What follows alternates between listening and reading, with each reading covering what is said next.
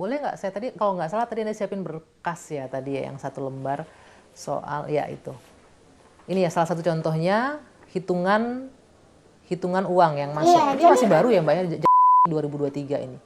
Iya, jadi dia akan ada posting bahwa uang itu nanti sebagian buat kemana, ada yang buat yang nyari uangnya, terus Boleh ada. saya lihat? Boleh saya lihatkan ke sini ya. Ini tertangkap oleh kamera ya. Saya sambil nanya ya Mbak ya ini ya. Ini hitungan Jumat berkah yang dikumpulkan. Ini ya. 1 bulan ya kurang lebih dapatnya segitu ya.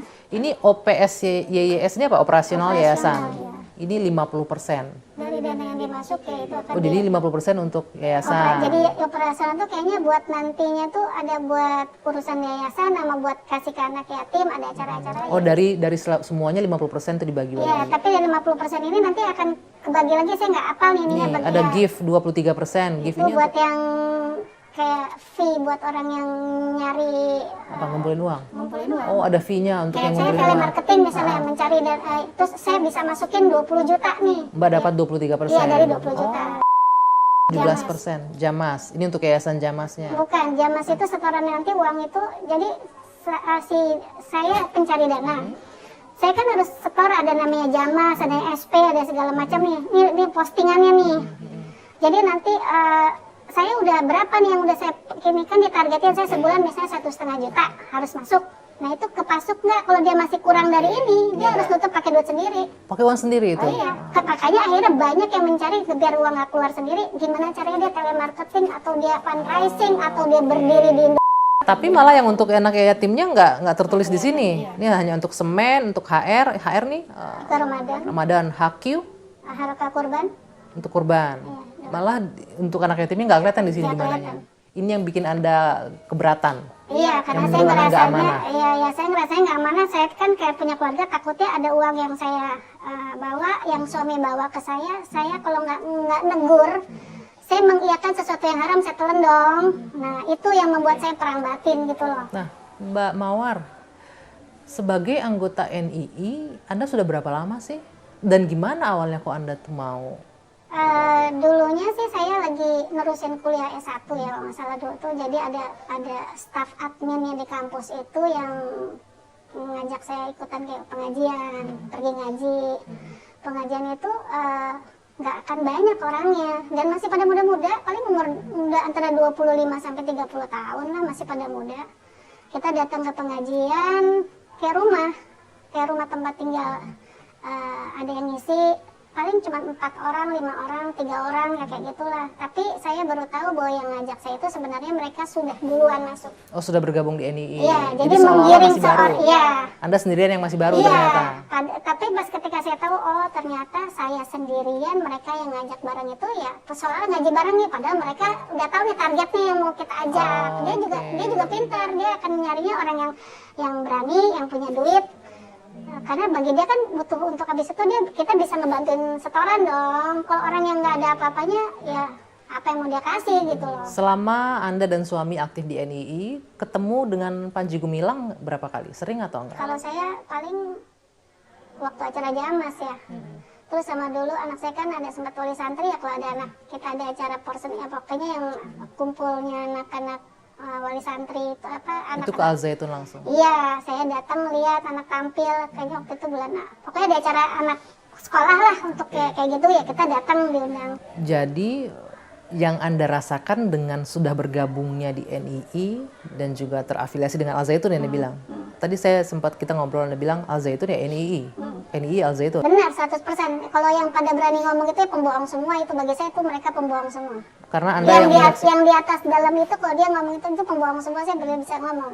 Tapi secara yayasan di Al Zaitun itu tidak terbunyikan kalau itu ada. Enggak, memang udah tahu. Karena kan sekarang kalau saya mau ngomong, yang sudah banyak bicara aja kan dia udah ngomong saya mantan, saya pernah. Karena kita diundang, ya Mbak pernah diundang kan untuk urusan misalnya ngomongin Jamas.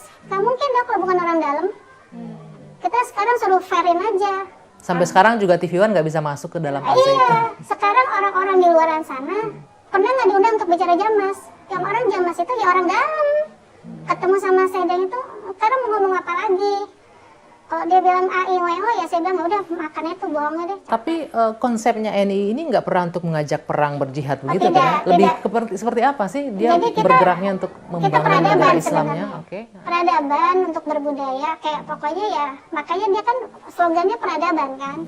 Orang-orang yang dia rengkutnya orang-orang ini kan dan dia toleransinya oke benar. Sebenarnya di Islam juga kita bertoleransi kan, tapi di saat waktunya ibadah sebenarnya Ya masing-masing. masing-masing. Nah, Masa iya sih sekarang di gereja boleh nggak sih kita numpang sholat? Kenapa di saat Idul Fitri ada orang yang diikutan? Nah itu yang saya bilang ini, kenapa dibilangnya jadi pluralisme ya? Sebenarnya Islam kan Nabi juga nyontohinnya ya kita berbuat baik dengan semuanya kan. Itu saya ketika ada kayak gini-gini. itu mulai Anda ngerasa ini nggak cocok. Iya, ada nggak gitu pas. saya bilang kok gini gitu loh. Aturan-aturan baru yang menurut Anda nggak pas itu apa misalnya tadi? Ya tadi kayak sholat. Terus Sholat kenapa? Sholat harus? ya dibilang kan belum perang, masa perang masih Mekah jadi nggak wajib. Oh tidak wajib sholat. Iya, kalau buat di bawah ya. Sekarang sih sudah mulai akhirnya. Tapi sholat kalau ketika kita lagi ada acara, waktunya azan, masih aja terus acara.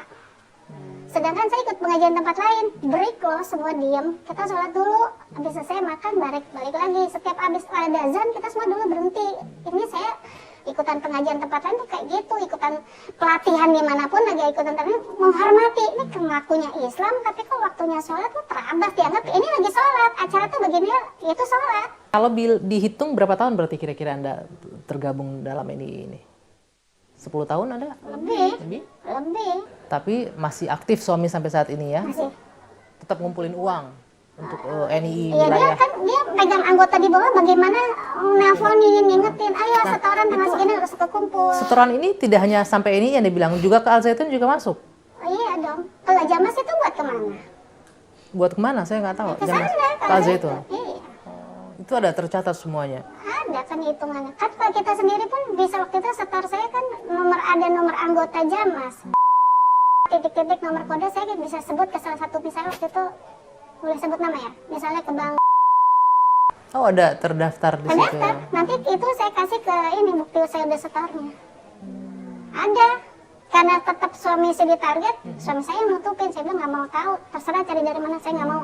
Kalau kita lihat tadi 2003 masih sangat baru ya tadi itu ya. Oke baik. Mbak Mawar, terima kasih sekali atas informasinya, atas fakta-fakta yang sudah dibeberkan bagaimana Anda dan keluarga beserta suami yang merupakan anggota NII harus berjibaku mengumpulkan uang ya untuk disetorkan ke NII dan juga ada yang disetorkan untuk yayasan ke Al Zaitun juga. Baik, mudah-mudahan ini bisa membuka juga mata publik dan pemerintah bahwa tadi Anda bilang NII adalah Al Zaitun. Al Zaitun adalah NII, agar ini bisa dibenahi dengan segera mungkin. Dana-dananya itu yang saya juga nggak terima, yang yayasan-yayasan, bahwa nama yayasan itu, ya namanya orang Indonesia, Pasti suka membantu, ya, dermawan. suka senang bersedekah, dan dia pakai dengan cara kayak begitu, tapi kenyataannya benar dikasih, tapi hanya sebagian kecil, yang sisanya Buat keperluan yayasan dan yang lain-lain. Ya, Pak Didi, tadi kita sama-sama mendengarkan Gus Naji juga sudah jelas, tapi seperti yang Anda bilang tadi, walaupun sudah jelas ini aliran dananya ke Al Zaitun, dibilang Al Zaitun adalah NII adalah Zaitun, tapi pemerintah nggak bisa ujuk-ujuk untuk menangani itu ya, kesulitannya di sana. Boleh digunakan Michael? Jadi bukan nggak bisa ujuk-ujuk menangani, penanganan pemerintah sudah berjalan sampai saat ini dengan tentunya dengan dua pendekatan baik soft approach maupun hard approach dengan penegakan hukum sudah berjalan. Soft approach juga sudah dilakukan oleh kementerian-kementerian lembaga yang terkait sudah melakukan itu. Jadi tidak serta-merta dibilang nggak bisa ditangani. Informasi-informasi seperti ini kita perlu untuk menambah penguatan dalam rangka penyelidikan yang dilakukan oleh pemerintah maupun aparat-aparat yang terkait di dalamnya. Sehingga kita percaya, yakin ini bisa diatasi dan ditangani dengan tentunya berbagai macam perspektif dan hal-hal yang menyelesaikan secara smooth akan terjadi. Walaupun untuk Al Zaitun sendiri ini kan sudah puluhan tahun Pak Didi. Jadi itu yang membuat terkesan kok pemerintah agak sulit nih untuk menangani dalam kasus Al Zaitun. Sebenarnya ya tidak sulit. Kita dalam berproses itu kan harus kita lihat, kita dalami karena ini banyak, ini besar. tidak mungkin langsung segera main tabrak, main tutup, karena ini dampaknya harus kita pertimbangkan sedemikian rupa sehingga kita harus melihat sisi di situnya. Termasuk dampaknya terhadap santri yang masih bersekolah Ya, di sana betul. juga ya. Saya mau ke Gus Naji. Gus Naji tadi disampaikan bahwa ajaran yang diterima oleh Mbak Mawar tadi memang tidak mengajak untuk radikalisme kekerasan, tapi lebih ke menunjukkan ada peradabannya, ada budayanya ada. Nah ini MUI kan termasuk yang salah satu yang cukup kencang nih melawan EDI. Dengan adanya pengakuan tadi gimana? Artinya terkesan kan, wah nggak ngebahayain kok ini NII. Iya, jadi begini.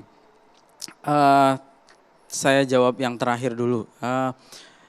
NII itu dalam perjuangannya mempunyai beberapa fase.